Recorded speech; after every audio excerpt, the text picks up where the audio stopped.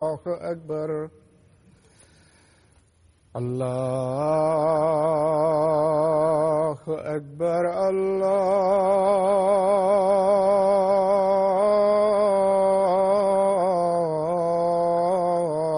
الله أكبر. أشهد أن لا إله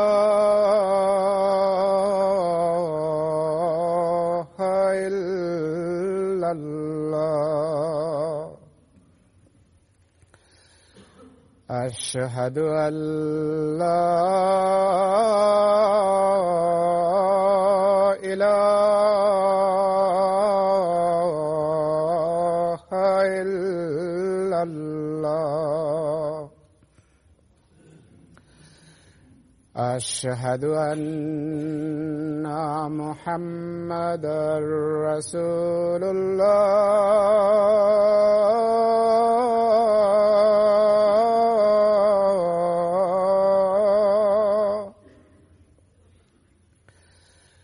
أشهد أن محمدًا رسول الله. حي على الصلاة.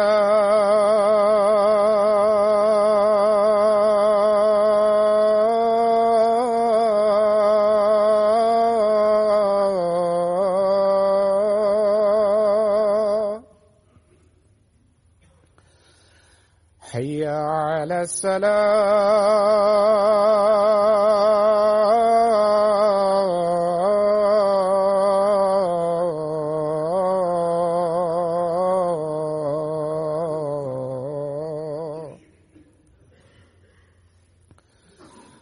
حي على الفلاح.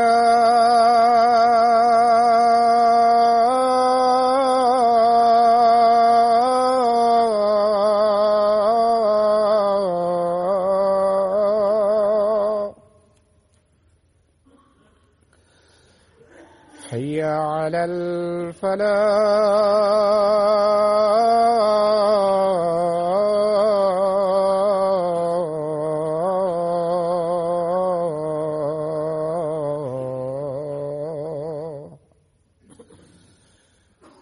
الله أكبر.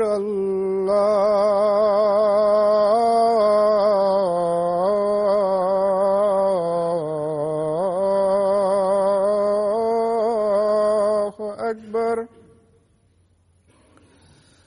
لا إله إلا الله.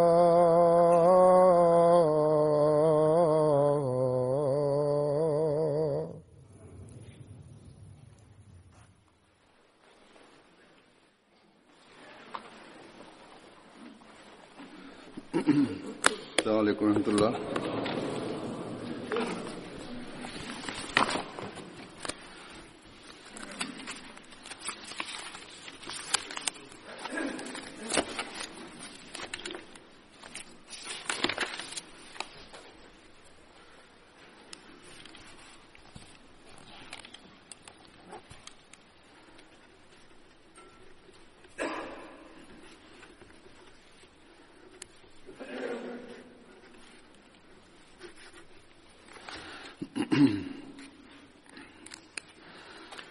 أشهد أن لا إله إلا الله وحده لا شريك له وأشهد أن محمدًا عبده ورسوله. أما بعد فأعوذ بالله من الشيطان الرجيم. بسم الله الرحمن الرحيم. الحمد لله رب العالمين. الرحمن الرحيم. مالك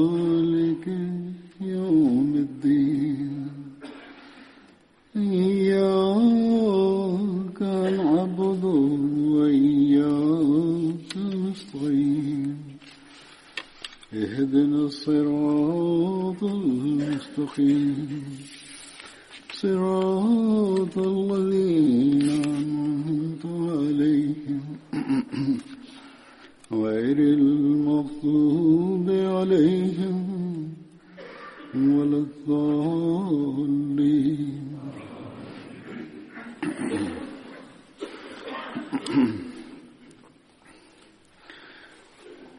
Men bugun Badr jangida qatnashgan sahobalardan eng birinchi sahoba Hazrat Xolid ibn Qaysni zikr etaman.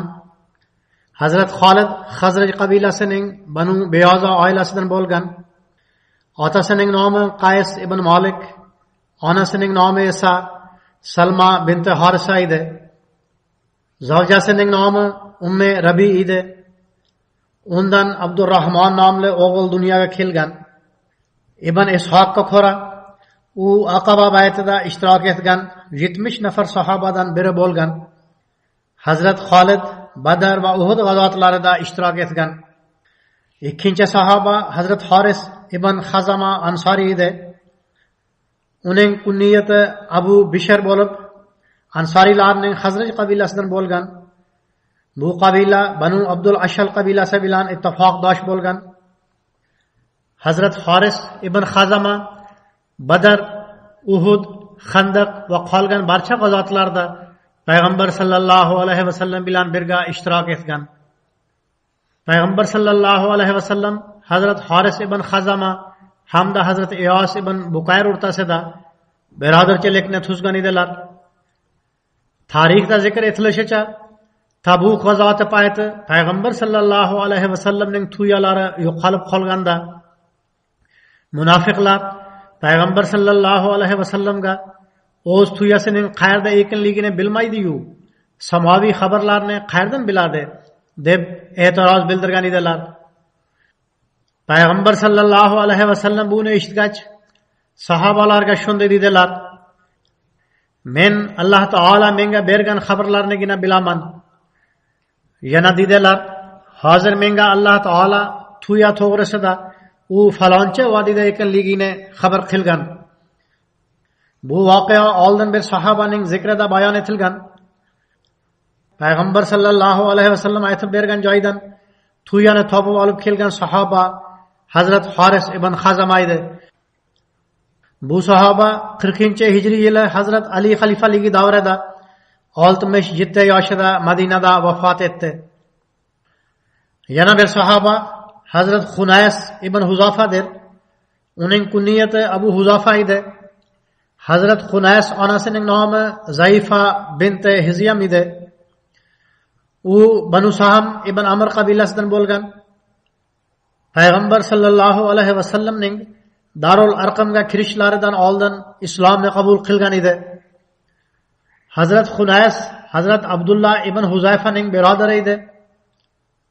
Hazrat Xunays ikkinchi marotaba Habashistonga hijrat qilgan sahobalardan bo'lgan. Hazrat Xunays eng birinchi hijrat qiluvchilardan sanaladi. Hazrat Xunays Madinaga hijrat qilganda Hazrat Rifa ibn Abdul Munzir uyida istiqomat qildi. Payg'ambar sallallohu alayhi vasallam Hazrat Xunays va Abu Abs ibn Jabr o'rtasida birodarchilikni tuzgan edilar. Hazrat Xunays Badr g'azotida ishtirok etgan. Mo'minlar onasi Hazrat Hafsa Payg'ambar sallallohu alayhi vasallamga turmushga chiqishlaridan oldin Hazrat Xunaysga turmushga chiqqan edilar. Sirat Xotaman Nabiyinda bu haqda shunday tafsilotlar yozilgan. Hazrat Umar radhiyallohu ta'ala anhuning bir qizining nomi Hafsa edi. U bir ixlosli sahoba Hazrat Xunays ibn Huzafaga turmushga chiqqan edi. Hazrat Xunays Badr jangida ishtirok etgan edi. U Badrdan Madinaga qaytib kelgach betob bo'lib qoldi va bu xastalikdan tuzala olmay vafot etdi. Hazrat Umar radhiyallohu ta'ala anhu qizini ikkinchi marotaba turmushga chiqarish haqida ko'p tashvishlanib yurardilar. O'sha payt Hazrat Hafsa 20 yoshdan biroz oshgan edi. Hazrat Umar radhiyallohu ta'ala anhu o'zining soddaligi tufayli o'zlari Hazrat Usmon ibn Affonga uchrab, mening qizim Hafsa beva, agar siz xohlasangiz unga uylanib oling dedi. Biroq Hazrat Usmon bu gapga e'tibor qilmadilar. Shundan so'ng Hazrat Umar Hazrat Abu Bakrga uchrab, siz u bilan uylaning dedi. Biroq Hazrat Abu Bakr ham sukut saqlab hech javob qaytarmadilar. Shunda Hazrat Umar juda ko'p azorlandi. Ana shu qayg'u alam holatida Payg'ambar sallallohu alayhi vasallam xizmatlariga hozir bo'lib, to'liq voqeani aytib berdilar. Payg'ambar sallallohu alayhi vasallam shunday dedilar: Umar, hech tashvishlanmang. Xudo xolasa Hafsaga Usmon va Abu Bakrga nisbatan yaxshiroq topiladi va Usmonga Hafsaga nisbatan yaxshiroq zavja topiladi. Payg'ambar sallallohu alayhi vasallam bu so'zlarni shuning uchun marhamat etdilarki, u zot sallallohu alayhi vasallam Hafsaga uylanishni va o'z qizlari Ummu Kulsumni Hazrat Usmonga uzatishni niyat qilib olgan edilar. Bundan Abu Bakr va Usmon har ikkalasini xabardor qilib qo'ygan edilar.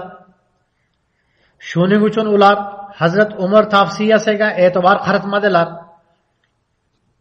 Bundan bir oz muddat o'tgach, Payg'ambar sallallohu alayhi vasallam o'z qizlari Ummu Kulsumni Hazrat Usmonga uzatdilar. So'ngra o'zlari tomonidan Hazrat Umarga Hafsa uchun payg'am yubordilar. Hazrat Umarga bundan bo'lak boshqa nima ham kerak edi? U bu aloqani nihoyatda xursandchilik bilan qabul qildi. 3-hijriy yilning Shobon oyida Hazrat Hafsa Payg'ambar sallallohu alayhi vasallamga nikohlanib, Payg'ambar sallallohu alayhi vasallam uylariga kirdi. Bu nikoh bo'lgandan so'ng Hazrat Abu Bakr Hazrat Umarga shunday dedilar: ehtimol qalbingizda menga nisbatan qandaydir ranjish, gina yoki kudurat paydo bo'lgandir. Haqiqat shuki, mening Payg'ambar sallallohu alayhi vasallam irodalaridan xabarim bor edi. Shuning uchun men Payg'ambar sallallohu alayhi vasallam ruxsatlarisiz sirlarini oshkor eta olmasdim. Ammo Payg'ambar sallallohu alayhi vasallamning Hazrat Hafsaga nikohlanish irodalari bo'lmaganida men o'ta xursandchilik bilan Hazrat Hafsaga uylanardim. Hazrat Hafsaga uylanishda bir o'zgacha hikmat bor edi. U ham bo'lsa Hazrat Hafsa Hazrat Umarning qizlari edi. Hazrat Umar esa Hazrat Abu Bakrdan so'ng barcha sahobalar ichida eng afzal hisoblanardilar.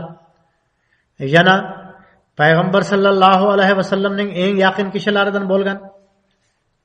Demak, o'zaro aloqalarni mustahkamlash va Hazrat Xunays ibn Huzofaning bevaqt o'limidan Hazrat Umar va Hazrat Hafsaga yetgan musibatni uzoqlashtirish uchun Payg'ambar sallallohu alayhi vasallam Hazrat Hafsaga o'zlari uylanishni ma'qul deb topdilar. Bir rivoyatga ko'ra, Hazrat Xunays ibn Huzofa Uhud g'azotida yarador bo'lgan. Keyinchalik bu yaralar tufayli u Madinada vafot etdi. Payg'ambar sallallohu alayhi vasallam uning janoza namoziga imomlik qildilar va uni Jannatul Baqiyda Hazrat Usmon ibn Maz'un yoniga dafn etdilar. Men zikr qiladigan keyingi sahobaning nomi Hazrat Harisa ibn Nu'mondir. Uning kunniyati Hazrat Abdullah edi. Hazrat Harisa ibn Nu'mon Ansari sahoba bo'lib, Xazraj qabilasining Banu Najjar oilasidan edi. U Badr, Uhud, Xandaq va qolgan barcha g'azotlarda Payg'ambar sallallohu alayhi vasallam bilan birga ishtirok etgan. U buyuk sahobalardan sanaladi. Hazrat Harisa onasining nomi Jodda bint Ubayd edi. Hazrat Harisa ibn Nu'monning farzandlari Abdullah, Abdurrahman, Sauda, Umra va Umme Hishomdir.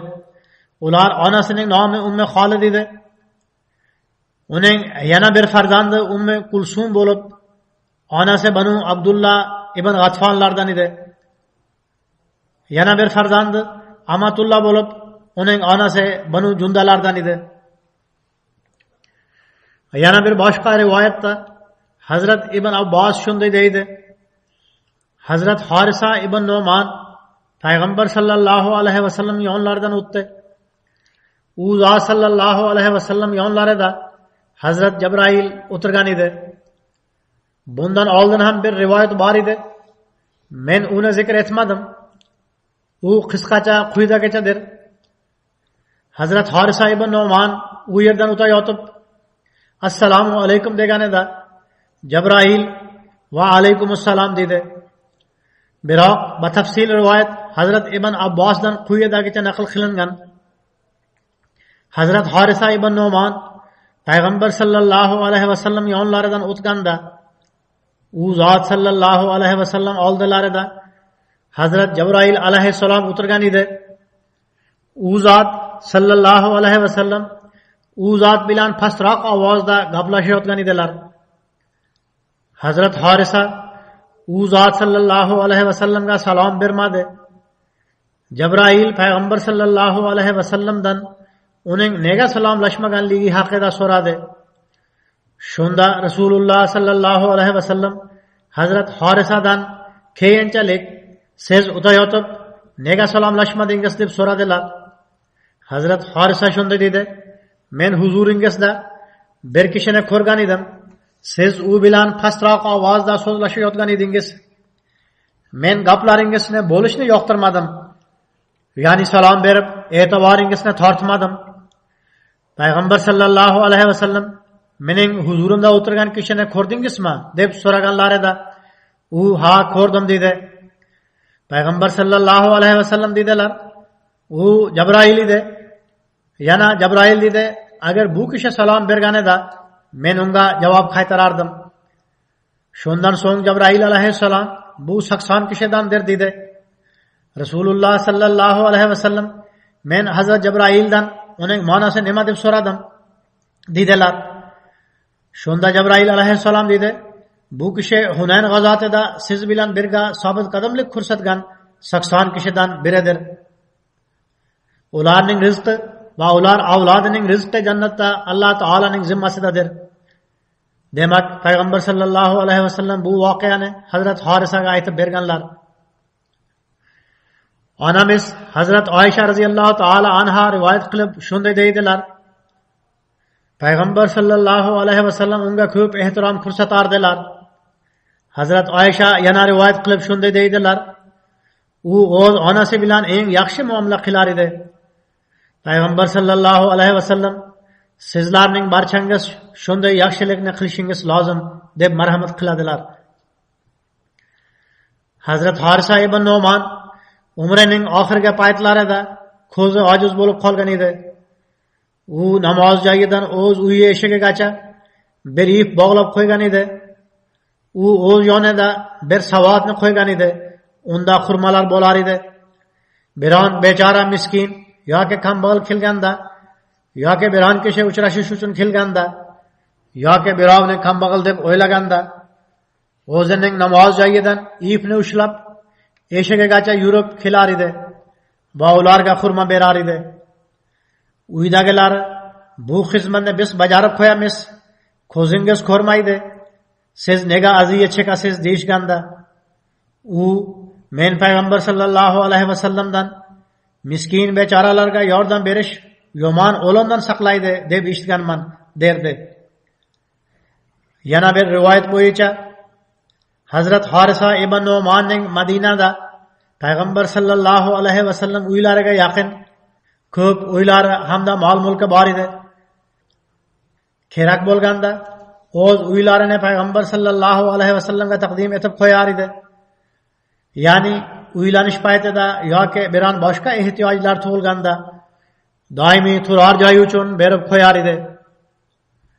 Hazrat Ali radhiyallohu taala anhu Hazrat Fatima radhiyallohu taala anhaga uylanganlarida Payg'ambar sallallohu alayhi vasallam Hazrat Aliga o'zingiz uchun biror alohida uy topib oling dedilar. Hazrat Ali radhiyallohu taala anhu uy topib Hazrat Fatimaga uylanib, u yerga olib ketdilar. So'ngra payg'ambar sallallohu alayhi vasallam Hazrat Fatimaga men sizni o'z yonimga chaqirmoqchiman, ya'ni menga yaqinroq turinglar dedilar. Hazrat Fatima payg'ambar sallallohu alayhi vasallamga siz Harisa ibn Nu'manga u biror boshqa joyga ko'chib ketsin va bu uyni bizga berib qo'ysin deb aytasizmi? deb iltimos qildi. Payg'ambar sallallohu alayhi vasallam dedilar, Harisa oldin ham biz uchun ko'p marotaba ko'chgan. Uning yaqinroqda joylashgan uylari bor. U yaqinroq joydagi uylarni men uchun bo'shatib qo'yadi. Endi men unga yana ko'chishini aytishdan tortinaman dedilar. Bu xabar Hazrat Harisaga yetgach, u o'z uyini bo'shatib boshqa joyga ko'chib ketdi. Yana Nabiy sallallohu alayhi vasallam huzurlariga kelib, shunday iltimos qildi: "Ya Rasululloh, siz Fatimani o'z yoningizga ko'chirmoqchi bo'lganingizni eshitdim. Bular mening uylarimdir. Banu Najjar uylaridan sizga eng yaqin joyda mening uylarim bor. Men va mening mol-mulkim Alloh va uning payg'ambari uchundir. Ya Rasululloh, siz mendan istagan mol-mulkni oling. U menga siz qoldirgan mol-mulkingizdan azizroq bo'ladi." Shunda payg'ambar sallallohu alayhi vasallam dedilar: "Siz rost gapirdingiz. Alloh taolo sizga barakalloh nozil etsin." Chunonchi u zot sallallohu alayhi vasallam Hazrat Fatimani Hazrat Harisadagi uyiga chaqirib oldilar. Bu voqeaning biroz tafsilotlarini Hazrat Mirzo Bashir Ahmad sahib o'z asari Sirat Xotiman Nabiyinda quyidagicha yozganlar. Hazrat Ali hali hanuz ehtimol payg'ambar sallallohu alayhi vasallam bilan masjidning biror hujrasida istiqomat qilib turar edi. Biroq uylangandan so'ng xotin birga yashay oladigan bir alohida uy bo'lishi lozim edi. Chunonchi payg'ambar sallallohu alayhi vasallam sizlar ikkovingiz yashay oladigan biror uy topib olinglar deb marhamat qildilar. Hazrat Ali radhiyallohu taala anhu vaqtinchalik bir uy topdi. Hazrat Fatima radhiyallohu taala anha turmushga chiqqach, u uyga bordi. Turmushga chiqqandan so'ng o'sha kuni payg'ambar sallallohu alayhi vasallam ular uylariga tashrif buyurib, biroz suvni olib keltirib, unga duo o'qidilar. So'ngra u sallallohu alayhi vasallam suvni Allohumma barik fihima va barik alayhima va barik lahuma naslahuma, ya'ni ey Allohim, sen bular ikkovining o'zaro aloqalarida baraka ato etgin. Bular boshqa kishilar bilan tuzgan aloqalarida ham baraka qo'shgin. Bularning avlodlariga baraka ato etgin degan duoni o'qib, Hazrat Fatima va Hazrat Aliga sepib qo'ydilar. Boshqacha aytganda, shaxsiy aloqalar uchun ham, qarindoshlar aro aloqalar uchun ham, jamiyat bilan bo'ladigan aloqa vositalar uchun ham baraka duosini o'qidilar. Yana ularning avlodlarining barakasi uchun ham duo qildilar.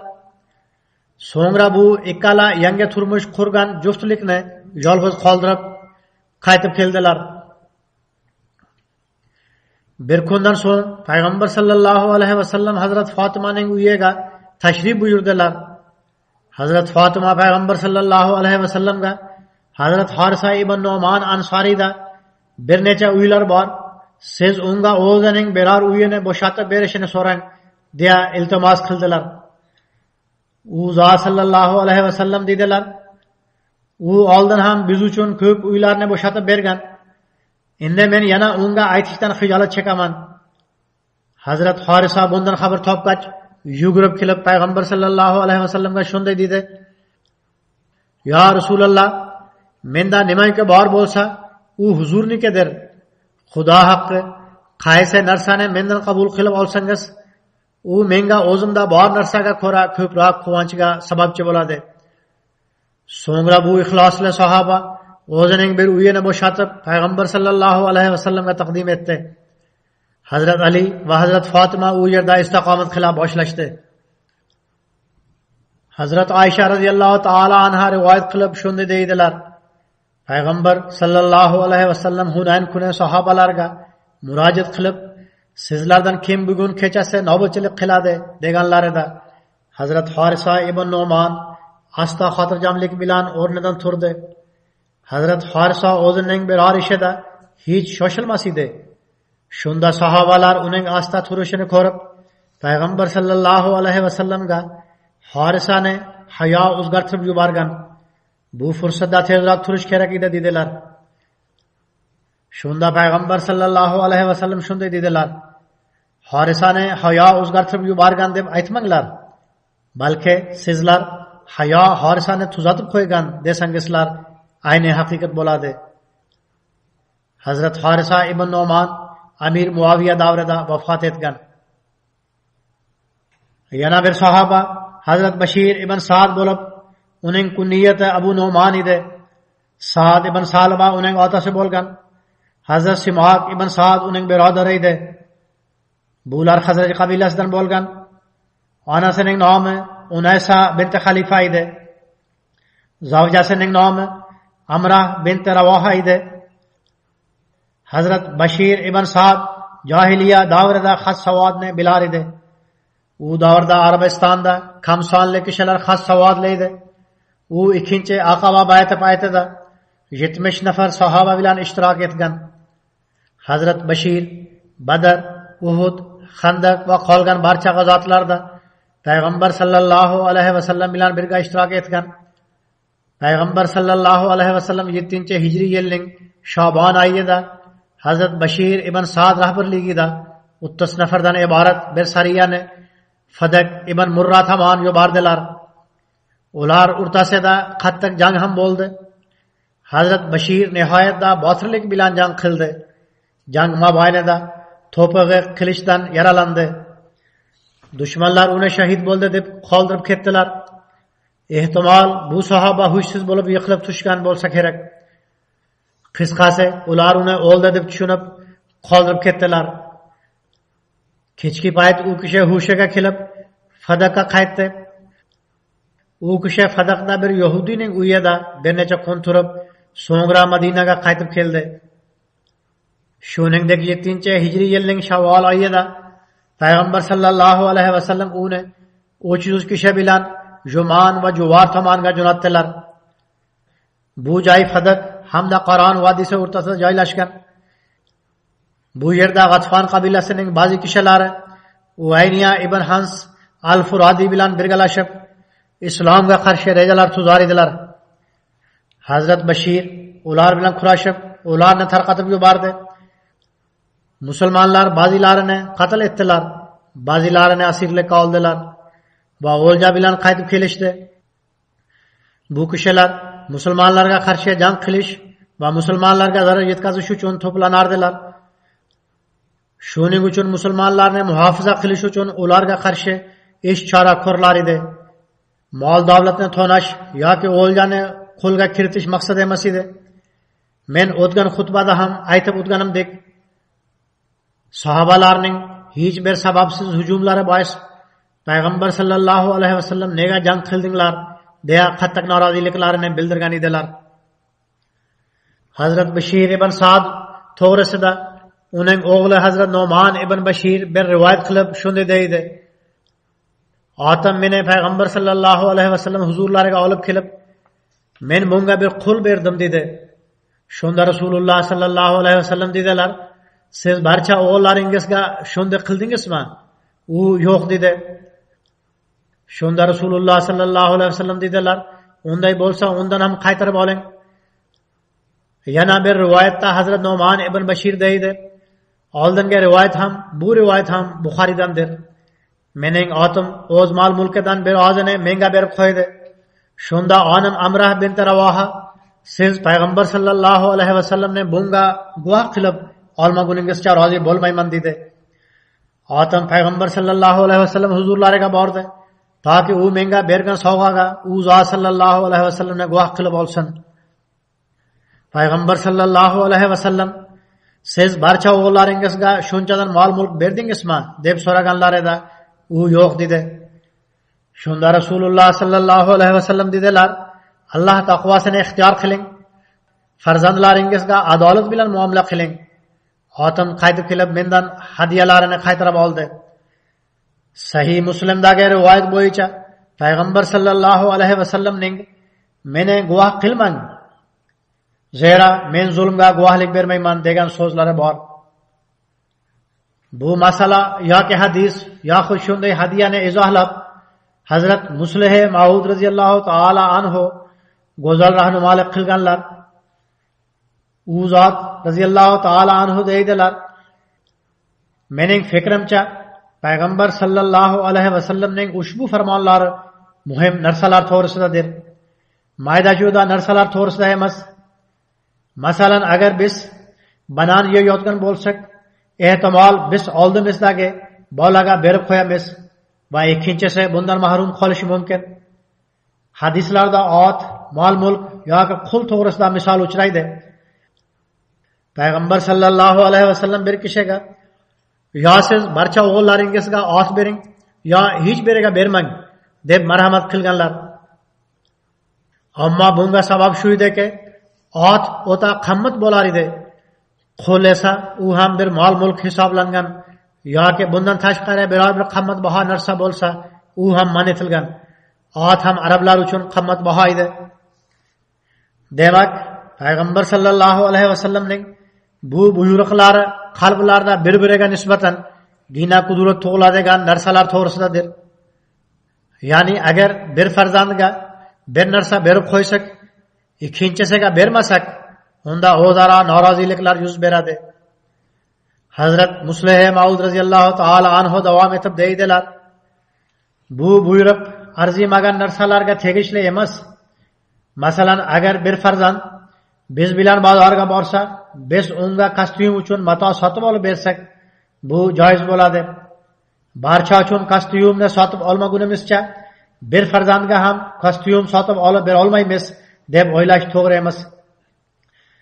Ba'zida bizga biror sovg'a kelganda, bizning oldimizda bo'lgan farzand u menga berib qo'ying deganida, u sovg'ani unga berib qo'yamiz. Buning ma'nosi shu emaski, biz ikkinchisini mahrum qoldiramiz. Balki biz bilamiz, biron boshqa sovg'a kelganda ikkinchisiga berib qo'yamiz. Demak, bu buyruq mayda-chuyda narsalar to'g'risida emas, balki katta-katta narsalar to'g'risidadir. Zero ular sabab o'rtalarda ayirmovchilik va o'zaro gina qudrat tug'ilish ehtimoli bor. U zot radhiyallohu taala anhu davom etib deydilar: mening uslubim shuki, mening biron bir farzandim ulg'ayganda men unga yerdan bir ulushini berib qo'yaman, toki u undan vasiyat qilib olsin yo undan chandani to'lay olsin. Ammo bundan uning ma'nosi shu emaski, boshqalarni ularning haq-huquqlaridan mahrum qoldirmoqdaman. Balki men aytamanki, ular ulg'ayganda ularga ham ulush beriladi. Ammo ahamiyatga loyiq bo'lmagan mol-mulk yoki narsa bundan mustasnodir. Agar inson boshqalarda gina qudrat paydo bo'lish ehtimoli bo'lgan narsani hadiya etsa, u Qur'oni Karimning farmoniga binoan uni qaytarib olsin. Qarindoshlar ham uni bu gunohdan saqlasinlar. Bir marotaba Hazrat Mufti sohib hadiyaning bir masalasini taqdim etdilar.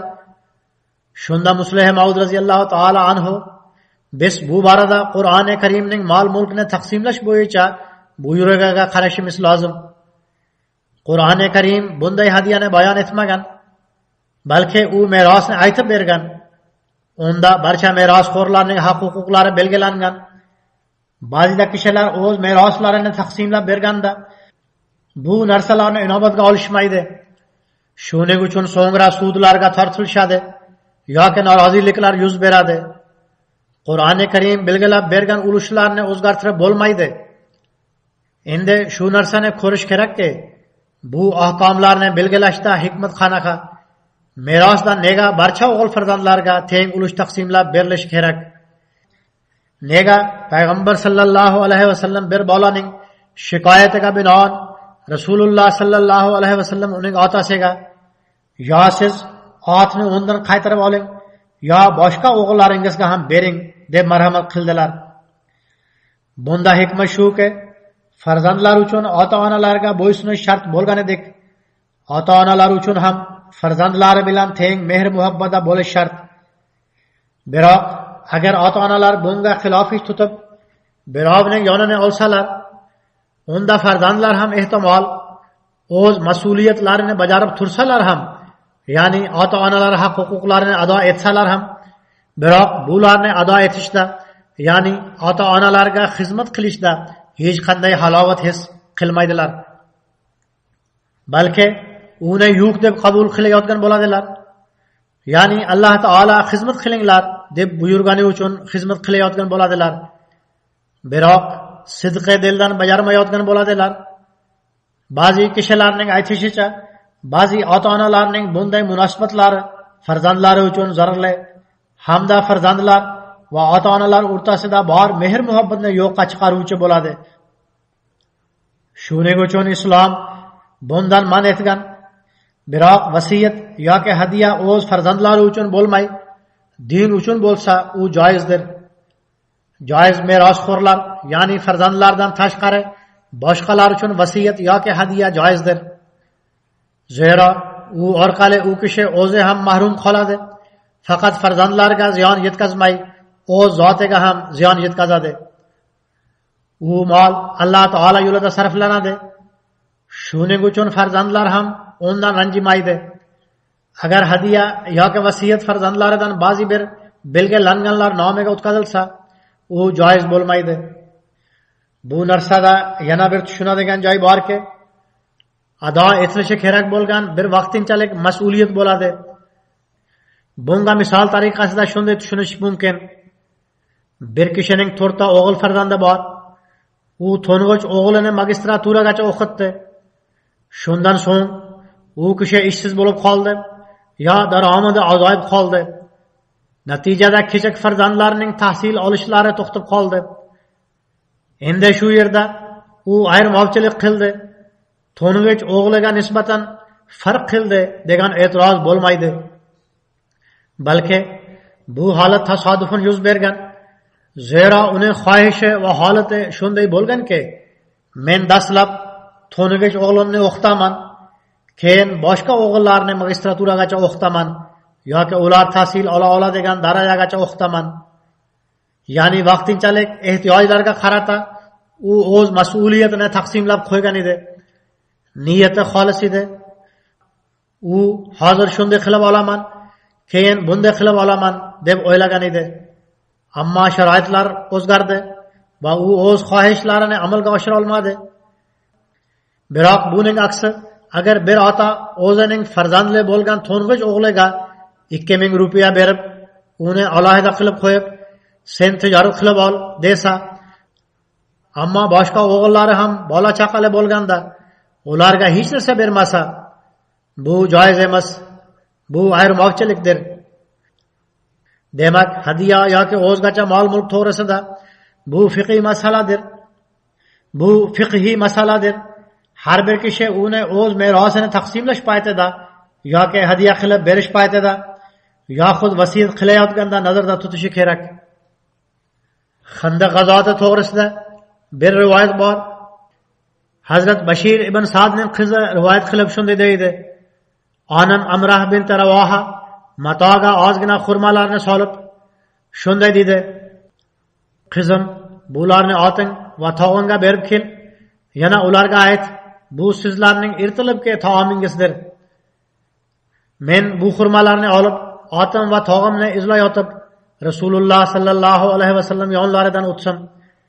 Rasululloh sallallohu alayhi vasallam dedilar: Ey qizim, senda nima bor? Men, yo Rasululloh, bu xurmalardir. Onam buni otim va tog'im Abdullah ibn Ravoha uchun berib yuborgan dedim. Rasululloh sallallohu alayhi vasallam dedilar: Kel, bu xurmalarni menga berib qo'y. Men xurmalarni u zot sallallohu alayhi vasallamning ikki qo'llariga berib qo'ydim. Payg'ambar sallallohu alayhi vasallam bir mato ustiga qo'yib, ularni bir boshqa mato bilan o'rab qo'ydilar va bir kishiga odamlarni taom uchun chaqiring deb marhamat qildilar. Chunonchi barcha xandiq qazuvchilar to'planishib xurmalarni yeya boshlashdi. Xurmalar ko'payaverdi. Hattoki xandiq qazuvchilar yeb bitganlaridan so'ng xurmalar matodan atrofga pastga tushayotgan edi. u xurmalarga shunchalik ko'p barakalar qo'shilgan. Hazrat Abu Bakr Siddiq radhiyallohu taolo anhu xalifalig'i davrida 12-hijriy yili Hazrat Bashir, Hazrat Xolid ibn Validning Aynut Tamar yurishda ishtirok etib, shahidlik saodatiga muyassar bo'lgan. Aynut Tamar Kufaga yaqin joydir. Musulmonlar 12-hijriy yili Hazrat Abu Bakr xalifaligi davrida uni fath etgan edilar. Payg'ambar sallallohu alayhi vasallam qazo bo'lgan umra uchun 7-hijriy yilining Zulqada oyida yo'lga chiqqanlarida o'z qurollarini oldinroq berib yubordilar va ularga Hazrat Bashir ibn Sa'dni nazoratchi etib tayinladilar. Qazo bo'lgan umra tafsilotlari quyidagicha: Hudaybiyada tuzilgan sulh sababli umra qila olmaganlar uchun bu shartnoma tarkibida bitta shart shu ediki, Payg'ambar sallallohu alayhi vasallam keyingi yil kelib umra qilishadi va 3 kun Makkada turishadi. Bu shartga muvofiq Payg'ambar sallallohu alayhi vasallam 7-hijriy yilning Zulqada oyida umra qilish uchun Makka tomon yo'lga chiqdilar. Yana e'lon bildirdilarki, kimlar o'tgan yili Hudaybiyada ishtirok etgan bo'lsalar, ular barchasi men bilan yo'lga chiqsinlar. Xaybar g'azotida shahid bo'lganlar yoki vafot etganlardan tashqari barchasi bu saodatga musharraf bo'ldilar. Endi umraga ketayotib qurollar nimaga kerak edi? Bu haqda tafsilotlar quyidagicha uchraydi. Payg'ambar sallallohu alayhi vasallam Makka kofirlari tomonidan ular o'z ahdlarini amalga oshirishiga ishonmasdilar. Shuning uchun u zot sallallohu alayhi vasallam jangga to'liqlay tayyorgarlik ko'rib, olib bora oladigan qurollarni olib bordilar. Payg'ambar sallallohu alayhi vasallam jo'nash paytlarida Hazrat Abu Zar G'affariyni Madinaga hokim etib tayinladilar.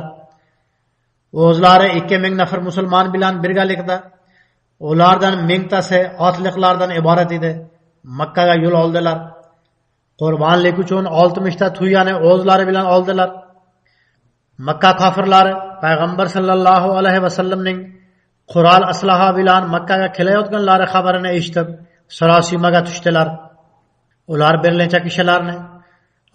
necha kishilarni vaziyatni bilish uchun Murra Zuhrongacha yuborishdi. Otliqlarning boshlig'i Muhammad ibn Maslama Quraysh elchilari bilan Payg'ambar sallallohu alayhi vasallam sulh tuzilgan shartnoma bo'yicha qurolsiz Makkaga kiradilar deb ularni xotirjam qildilar. Chunonchi Payg'ambar sallallohu alayhi vasallam Makkadan 8 mil uzoqlikda joylashgan Yojiz nomli joyga yetib borganlarida barcha qurollarni u yerga qo'yib qo'ydilar va Bashir ibn Sa'd boshchiligidagi bir necha sahobalarni bu qurollarni muhofaza qilish uchun tayinlab qo'ydilar. Payg'ambar sallallohu alayhi vasallam o'zlari bilan qilichdan tashqari hech bir qurolni olmadilar. Payg'ambar sallallohu alayhi vasallam sahobalarning gavjumligida labbayk o'qiyotib haram tomon ildimladilar.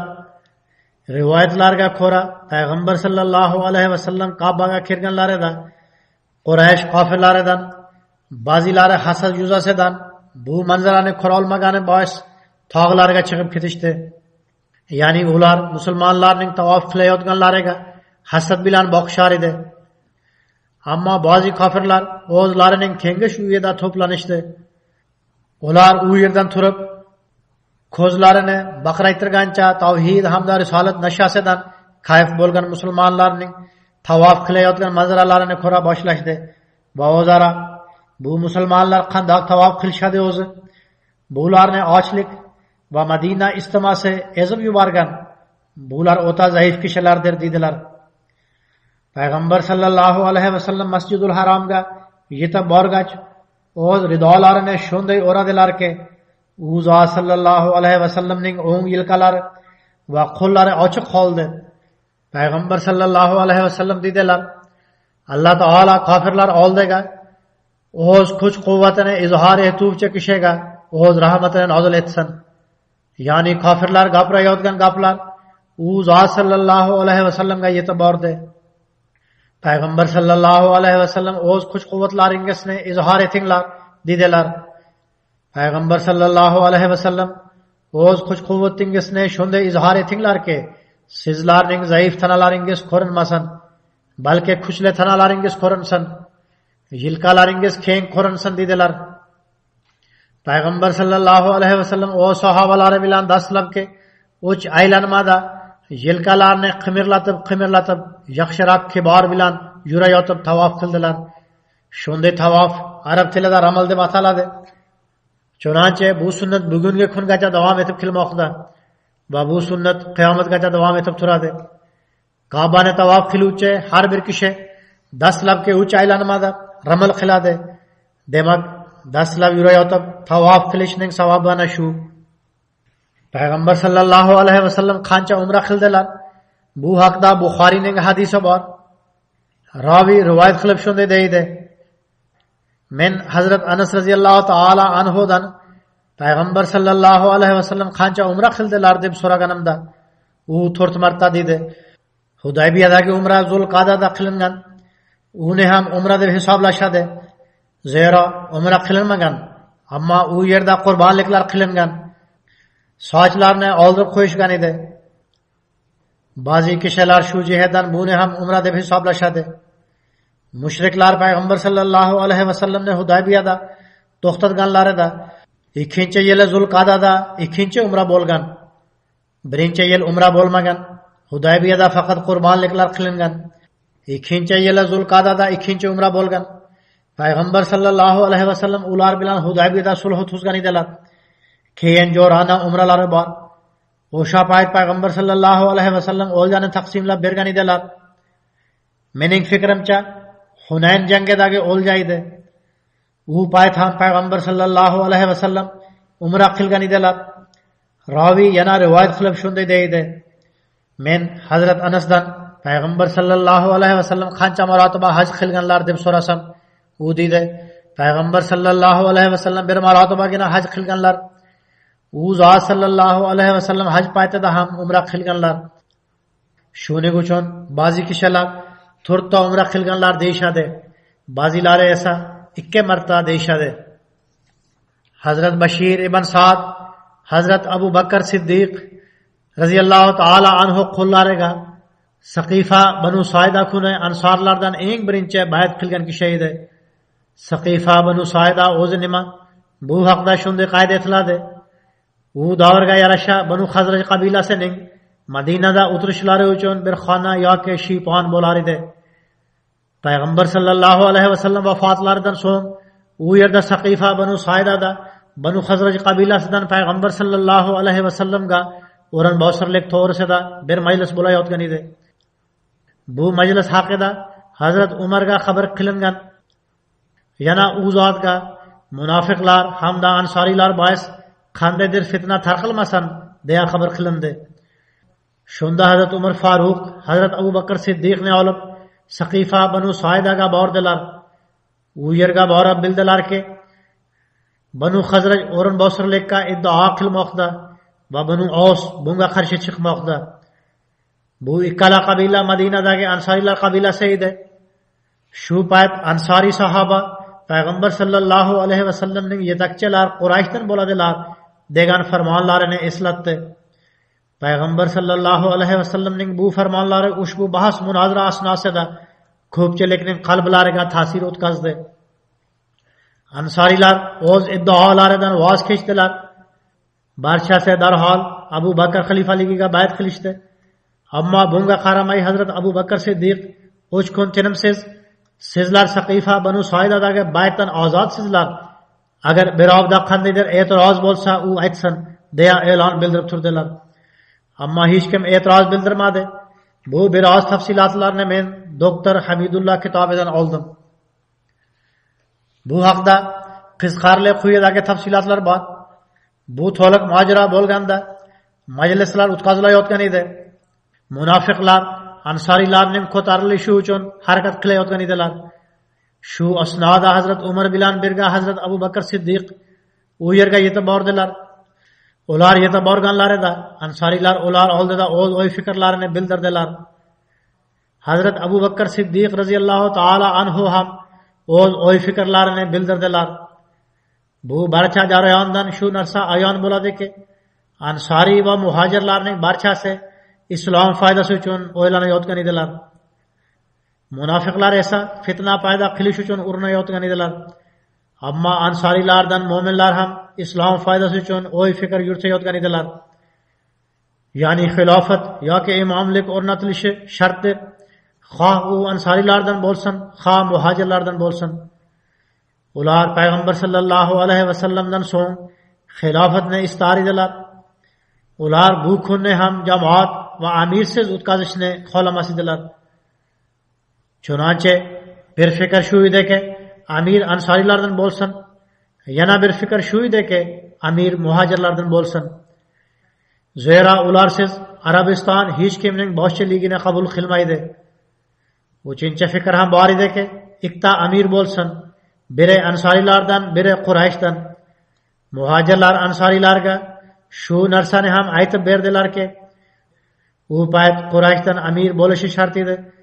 Chunonchi ular o'z fikrlarini qo'llash uchun payg'ambar sallallohu alayhi vasallamning imomlik Qurayshdan bo'lishi to'g'risidagi al-aimmatu min Quraysh, ya'ni imomlar Qurayshdan bo'ladi degan bashoratlarini ham zikr etdilar. Hazrat Abu Ubayda ibn Jarroh ansorilarga qarata shunday dedi: "Ay Madina ansorlari, sizlar boshqalardan o'zib, o'zlaringizni din xizmatiga taqdim etgan kishilarsiz. Endi sizlar eng birinchi bo'lib buni o'zgartirguvchi va buzuvchi bo'lmanglar. Sizlar ansorilardan amir bo'lsin yoki ikkalasidan amir bo'lsin deb aytmanglar." Haqiqat bilan yo'g'rilgan bu payg'amni eshitib, ansorilar qattiq ta'sirlandilar. Zikr etilayotgan sahoba Bashir ibn Sa'd ansorilardan turib, ularga qarab shunday dedi: "Ay ansorilar, Xudo haqqi, biz mushriklar bilan jihad qilishda, diniy jihatdan o'zishda muhojirlardan afzalroqmiz. Biz buni faqat Alloh taolaning rizosi uchun, payg'ambar sallallohu alayhi vasallamga itoat etish uchun va o'z nafslarimizni isloh qilish uchun qilganmiz. Bizga faqir va takabburlikdan foydalanish yarashmaydi. Yana biz diniy xizmatlar evaziga dunyo hidi keladigan ajr mukofotlarni talab qiluvchi bo'lmaylik. Bizning ajr mukofotlarimiz Alloh taolo huzuridadir. Bu bizga yetarlidir." Payg'ambar sallallohu alayhi vasallam Qurayshlardan edilar. Ular bu xilofatga haqliroqdir. Bizni ular bilan tartishuvdan Alloh taolo saqlasin. Ay ansorilar, Alloh taolo taqvosini ixtiyor qilinglar va muhojirlar bilan ixtilof qilmanglar. Bu gaplardan so'ng Hazrat Hubob ibn Munzir ansorilar fazilatlarini zikr eta boshladi. Lekin Hazrat Umar roziyallohu taolo anhu vaziyatni qo'lga oldilar. Men bu voqeani qisqa aytib bermoqdaman. Hazrat Umar Hazrat Abu Bakrning qo'llarini ushlab, "Siz bizning baytimizni qabul qiling" deya aytib, Hazrat Abu Bakrga bayt qildilar. Yana dedilar: "Ey Abu Bakr, payg'ambar sallallohu alayhi vasallam sizga namozga imomlik qilishingizni buyurgan edilar. Demak, siz Alloh taolaning xalifasisiz. Biz sizga shuning uchun bayt qilamizki, siz payg'ambar sallallohu alayhi vasallamga biz barchamizga nisbatan mahbubroqsiz." Hazrat Umardan so'ng Hazrat Abu Ubayda ibn Jarroh bayt qildi. So'ngra ansorilardan Hazrat Bashir ibn Sa'd darhol bayt qildi. So'ngra Zayd ibn Sobit ansori bayt qilib, Hazrat Abu Bakr qo'llarini ushlab ansorilarga qarab, ularni ham Hazrat Abu Bakrga bayt qilish uchun rag'batlantirdi. Chunonchi ansorilar ham Hazrat Abu Bakrga bayt qilishdi. Bu bayt islomiy adabiyotda Saqifa bayti yoki Xossa bayti nomi bilan mashhur bo'lgan.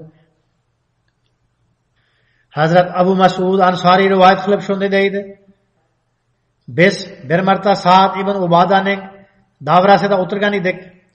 Payg'ambar sallallohu alayhi vasallam bizning oldimizga tashrif buyurdilar. Hazrat Bashir ibn Sa'd u zot sallallohu alayhi vasallamga: Alloh taolo bizga siz uchun salovat yuborishni buyurgan. Biz salovatni qanday o'qiylik deb savol berganda, Rasululloh sallallohu alayhi vasallam uzoq muddat sukut saqladilar. Hattoki biz koshki edi u payg'ambar sallallohu alayhi vasallamga savol bermasaydi deb xohladik. So'ngra Rasululloh sallallohu alayhi vasallam dedilar: Sizlar Allohumma salli ala Muhammadin व अला आले मुहम्मदिन कमा सल्लैता अला आले इब्राहीम व बारिक अला मुहम्मदिन व अला आले मुहम्मदिन कमा बारकता अला आले इब्राहीम फिल आलमीना इन्नका हमीदुम मजीद de baytinglar va salomni sizlar bilganingizdek yuboringlar. Allohumma salli ala Muhammadin va ala ali Muhammadin va barik va sallim innaka Hamidum Majid. Bugungi xutbada sahobalar zikrini yakunlayman. Men duo uchun aytmoqchiman. Yaqin o'tgan kunlarda Bangladeshda Ahmadnagar nomli bir yangi joyda jalsaning tashkiliy ishlari uyushtirilayotgan edi. Dastlab nomegagina ulamolar va muxoliflar jalsani to'xtatishni davlatdan talab qildilar. Hukumat rad javobini bergach, isyonchilar Ahmadiylarning uylari va do'konlariga hujum qildilar. Ba'zilarining uylarini yoqib yubordilar. Ba'zi do'konlarni to'nab, o't yoqib yubordilar. Ba'zi Ahmadiylar jarohatlandilar. Duo qilinglar, Alloh taolo u yerdagi ahvolni yaxshilashtirsin. Alloh taolo jarohatlanganlarga tezroq shifo ato etsin.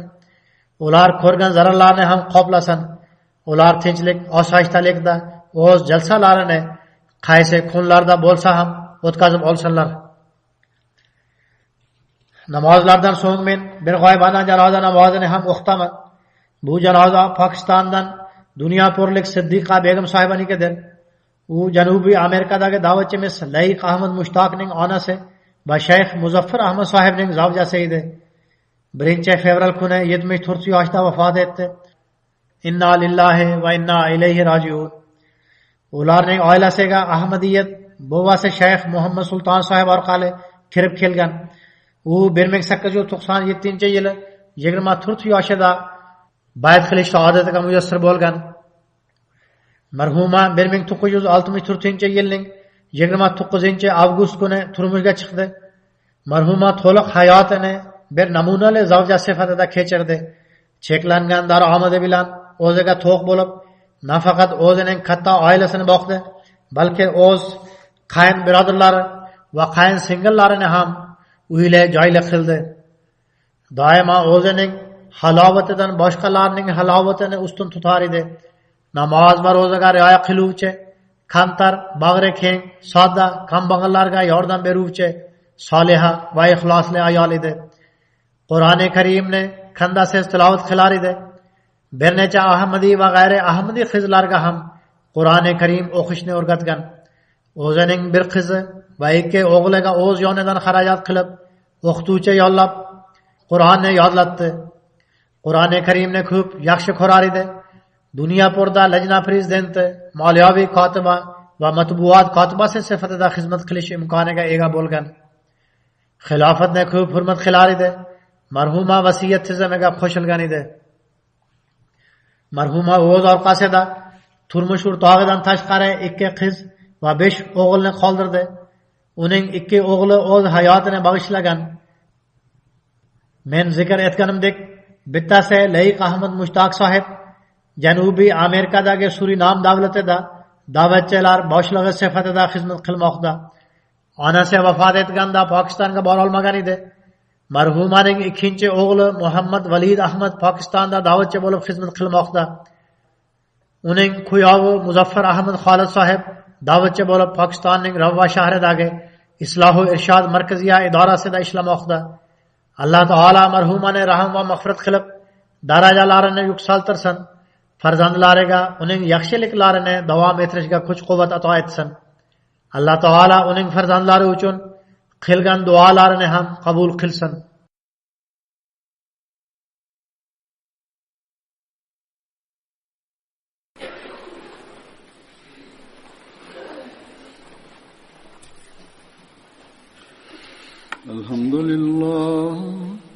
الحمد لله نحمده ونستعينه ونستغفره ونؤمن به ونتوكل عليه ونعوذ بالله من شرور أنفسنا ومن سيئات أعمالنا من يهده الله فلا مضل له ومن يضلل